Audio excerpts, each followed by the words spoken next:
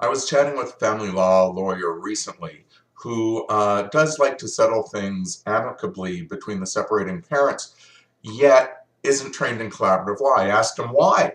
And he said whenever he receives a letter from a collaborative law lawyer, they on the one hand say, hey, we'd like to settle this amicably, but if we don't, we're going to go to court.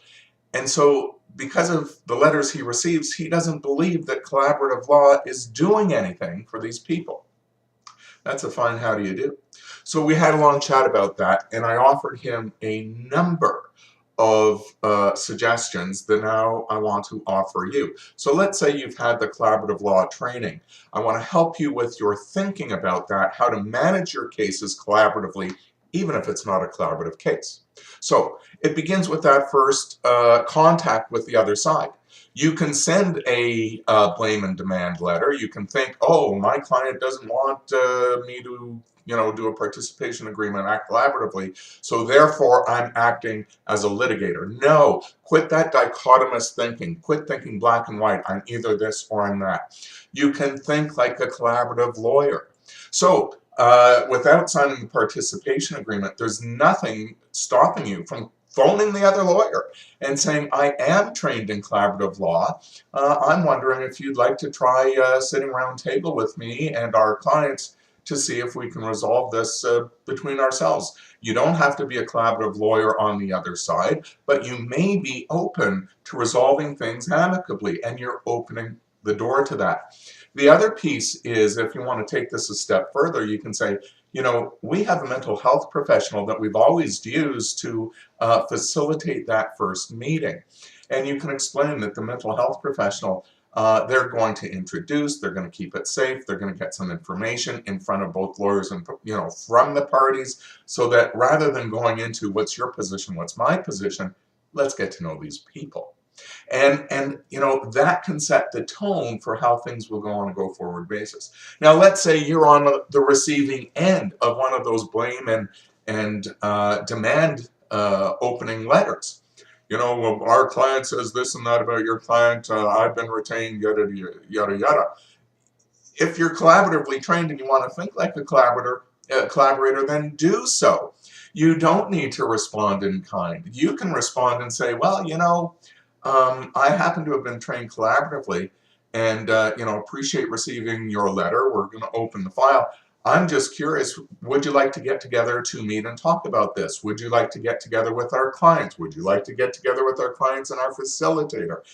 You can still open it up and think collaboratively, even if you don't sign a participation agreement. It's about how you think, not just signing that participation agreement. Let's say the other side says, no, I don't want to meet with you. You've opened up that dialogue. Then you do have to send that letter. You can still send a letter that says exactly the same thing. It doesn't need to be a blame and demand letter. Well, we tried and you can say, thanks for taking my call the other day. Just to remind, we do like to try and resolve things amicably between the parties. Our initial strategy is to meet with folks round table. We hold that out to you and are amenable to doing so.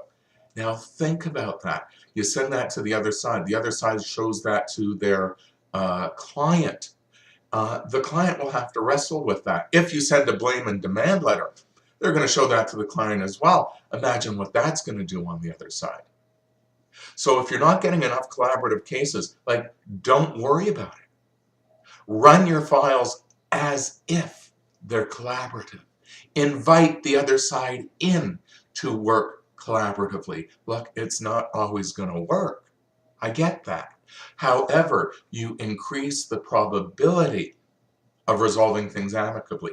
You are using your newfound collaborative skills. You will be known in your community as the person who, we can sit around table. It doesn't make me a pushover. It makes me open to discussion. So I just wanted to share that with you. So I shared that with the family law lawyer, and then I sent that person a link to upcoming training. Who knows what will happen? But I'm thinking collaboratively. I'm making the overtures. I'm offering alternative ways of thinking, and hopefully you will too. I'm Gary Derenfeld. I'm actually a social worker, but I do train family law lawyers, collaborators, how to do it, how to open the door. I'm here to help you build your practice as well. You can go to my practice building website, GaryDerenfeld.com. I can't make it easier. Anyways, all the best. Take care. Ciao.